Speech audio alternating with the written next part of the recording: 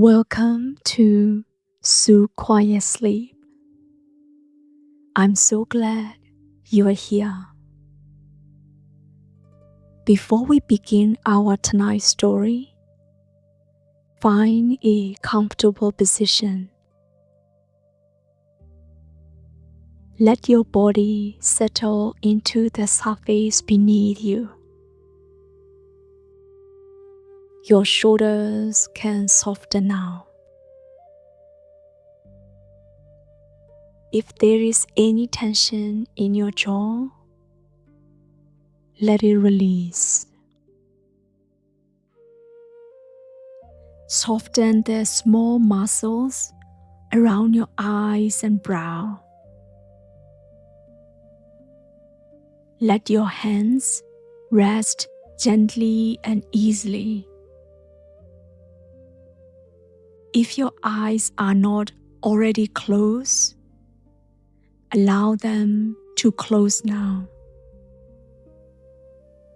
Take a slow breath in through your nose, filling your lungs, and breathe out through your mouth. And again, breathe in and breathe out. Let your shoulders drop a little more and allow your whole body to grow heavier and supported. With each slow breath, the sounds of your day begin to fade slowly into the background. In their place, a gentle mist begins to rise. A quiet bridge between now and then. And as tonight's story begins, imagine yourself stepping lightly through the mist, leaving the present behind and drifting into another time. A slower, quieter world. Tonight, we step into the open desert of the ancient Silk Road. Nearly 1,300 years ago, in the height of the Tang Dynasty. It is late spring. A caravan has stopped for the night at a small desert oasis far west of Chang'an. Along the northern caravan road that runs towards the western regions. A basin of pale sand and loose crab, with a shallow pool and a fringe of dry reeds, far from any city or settlement. The stars are just beginning to appear above the darkening eastern horizon. A traveling monk placed down his simple clay bowl and rests his hands in his lap. For many years, he has traveled across mountains and desert between India and Chang'an, carrying Buddhist scriptures slowly home along the Silk Road. The desert tonight is very quiet. The cook fire has burned down to a low orange glow. Someone has laid a last few pieces of dry desert scrap, whose thin, feathery branches burn with a faint, resonant smoke onto the coals, and that smoke drifts sideways across the camp and fades into the open air. The camels are gathered in a line at the edge of the oasis. Their great bodies folded quietly to the sand. Now and then, one of them shifts and exhales. A long, slow sound that carries easily through the motionless night. From somewhere among the tents, a low murmur of voices continues for a moment. Two traders, perhaps exchanging a few words before sleep. And then the two fell quiet. The camp settles around the dying fire. From the direction of the oasis, a thin breath of night wind moves through the dry reeds, and the reeds answer. A faint papery whisper, barely there, and then gone. The monk rises quietly from the mat where he has been sitting and folded once, setting it against the tent. He wears his patchwork monk robe, panels of faded brown and gray hemp, stitched together in the old tradition. Gentle against his skin from years of washing and desert wind and long roads. He steps away from the camp, moving towards the edge of the oasis, where the light from the dying fire does not reach. His woven grass sandals make almost no sound on the sand. Each step produces only the faintest shift of grains beneath his feet. The oasis pool appears ahead of him, perfectly flat and still in the windless night. He paused at its edge.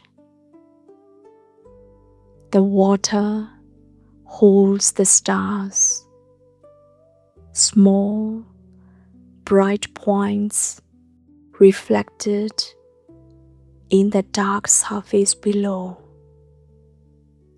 as and moving as the sky above.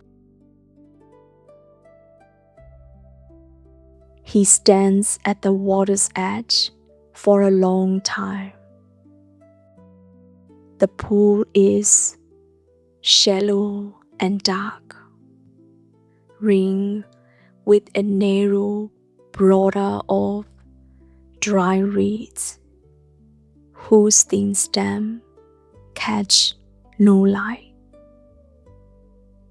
The surface does not move. In it, he can see the stars, not a blurred suggestion of them. The actual stars, exact and bright, reflected without trembling. The eastern sky above and the oasis water below hold the same constellations in the same positions. A second sky opening beneath his feet, as though the desert basin has swallowed a piece of heaven and kept it there, calm and moving. He thinks of nothing in particular. Above and below, the same stars, patient, exact, indifferent to the distance between them.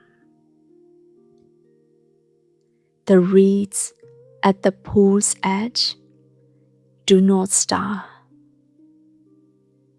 The faintest possible breath of air touches them, and they settle again. Near the pool, where the sand is slightly damp and the reeds grow in a low cluster, the desert is not entirely motionless. He can hear, if he listens carefully, the small sounds of things resting. A night bird, perhaps a desert lark, has tucked itself somewhere into the base of the reeds. He cannot see it, only sense the slight disturbance of it settling in the stillness. The tracks of a small animal, sand fox, that had come to drink before the caravan arrived, crossed the damp earth in delicate double lines and disappear into the scrap beyond. These small lives ask nothing of him. They continue without him. The oasis holds them gently, as it has held travelers and animals and stars for longer than any history he has read could measure. The night wind breathes again through the reeds, a faint dry whisper, and then the oasis falls still again. He leaves the oasis behind and walks farther out, past the last dry scrap, past the low rises of sand that mark the oasis edge, onto the open desert floor, where the sand is pale and smooth, and the night sky has no boundary. The sand beneath his sandals has been cooling since sunset. It is no longer hot. It is cool now, smooth and faintly yielding, still carrying somewhere deep within it the warmth of the day's long sun, releasing the warmth slowly upward through the night. He feels it through the thin woven soles. No heat, but the memory of heat. He stops walking and looks up. Above him, the Milky Way has appeared. What the Tang Dynasty people called the heavenly river. That great arc of silver stardust spanning the entire sky from south to north, so dense and bright in the dry desert air that it casts a faint pale glow on the sand at his feet. The Milky Way was not tonight a subtle thing. In the cities, including Chang'an, it was a pale smear glimpse between roof lines, lost in the lamplight of 10,000 households. In the eastern mountains, he had sometimes caught it through a gap in the trees, reduced to a bright streak above the canopy. But here, there were no mountains, no trees, no roof lines, no fires for a long day walk in any direction. The desert horizon was simply the edge of the earth, and above it, the sky went all the way down, and the Milky Way filled the sky from edge to edge, a river of cold light, each grain within it a star, too faint to name, all of them together making something immense. He stands beneath it with his hands resting at his side. The smooth, dark wooden prayer beads he has worn at his wrist for many years that he can easily count rest quietly against his skin.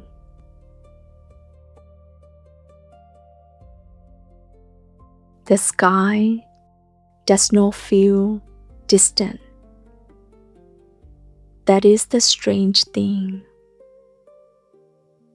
In temples, the sky had always been above, glimpsed through incense smoke and curved eave, always slightly removed.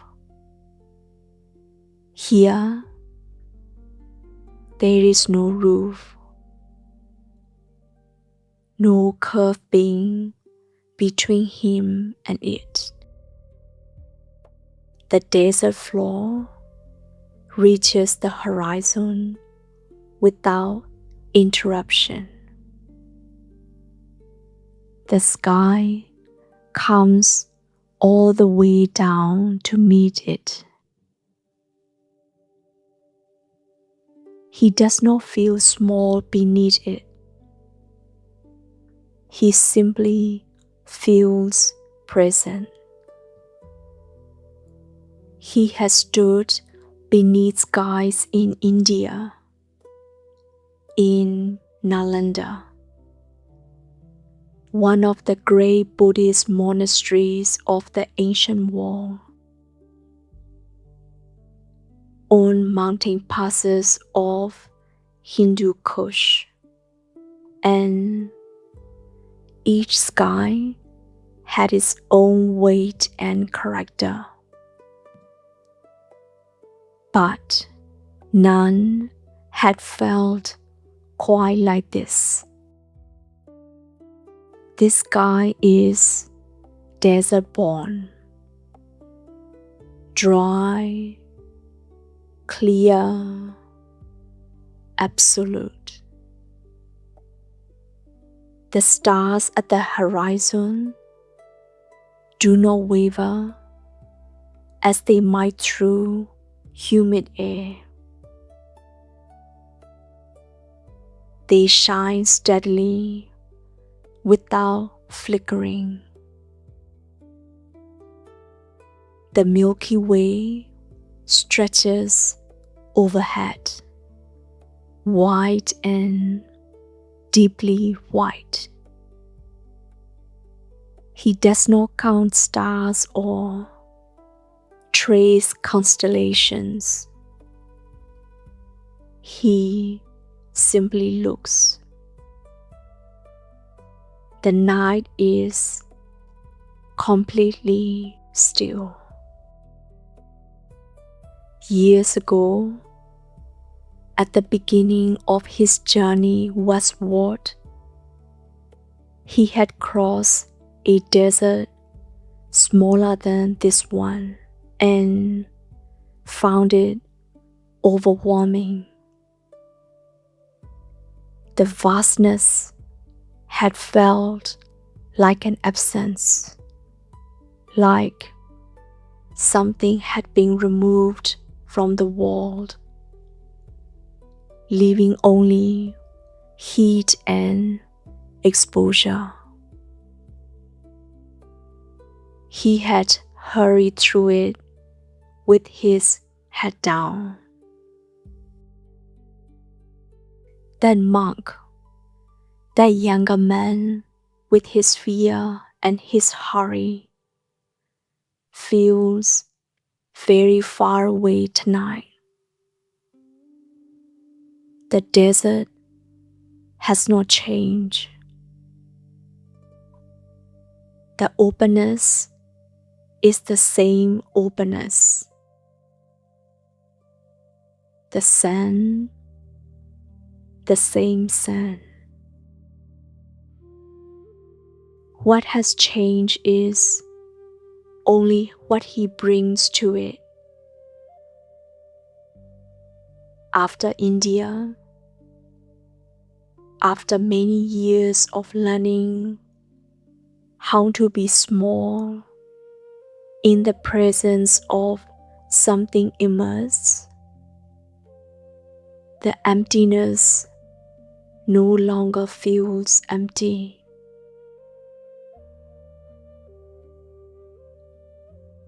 from the direction of the oasis. Far behind him now, the reeds stir again, a thin drying sound on a breath of warm air. Then nothing. He stands where he is and does not move. Somewhere back in the camp, in his tent, the scriptures are resting, wrapped in layers of white cloth and packed carefully against the wooden frame of his travel trunk, as they have been wrapped and repacked at every oasis, every relay station, every mountain shelter since India. They are safe. After everything, every storm, every difficult crossing, they are safe and whole and near. He had not expected to feel so much about it. Standing under the stars in a desert in late spring. And yet, here it is. Something gentle and complete. Not dramatic. Not overwhelming. Simply present. The way the oasis pool holds its star without effort. The way the Milky Way shines across the sky. Things being exactly as they are. He reached up and touched the prayer beads at his wrist, turning one slowly with his thumb. The bead is smooth, warmer than the night air.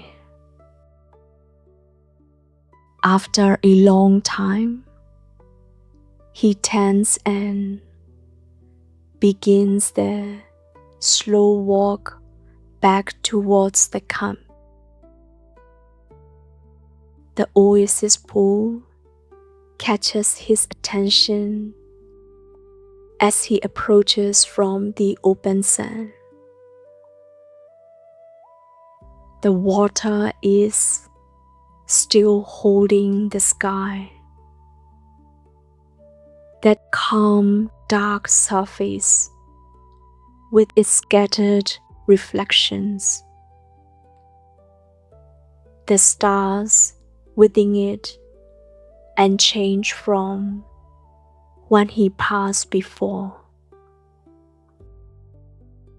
The world is the same in every direction. It does not need him to be moving through it.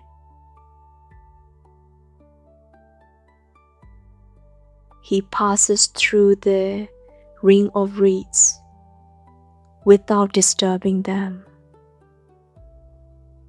The last breath of night wind has died. The reeds stand straight and moving. And the faint papery sound they had made. That dry desert murmur is gone now. He reaches the camp. The fire has collapsed to a single thin layer of glowing embers, orange and low. The camels breathe in their sleep. He steps inside his small tent and lowers himself onto the woven mat, pulling a light wool blanket to his chest. Through the loose front of the tent, one bright star is visible, hanging very still in the ink blue sky above the open desert. And so the monk lies still on his mat. The wool blanket settled over him. The single bright star motionless in the opening of the tent. The scriptures saved and near. The desert breathes around the oasis. That low breathing of sand and wind and dry reeds and star. It asks nothing of him at all. The Milky Way moves in above the tent as it always has. The pool at the oasis edge holds its star without trembling. The reeds make no sound. The desert is entirely still.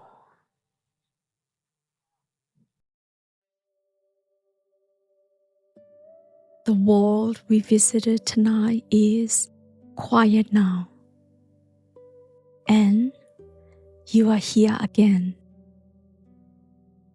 in the comfort of your room. Your mind can rest. Your body can relax.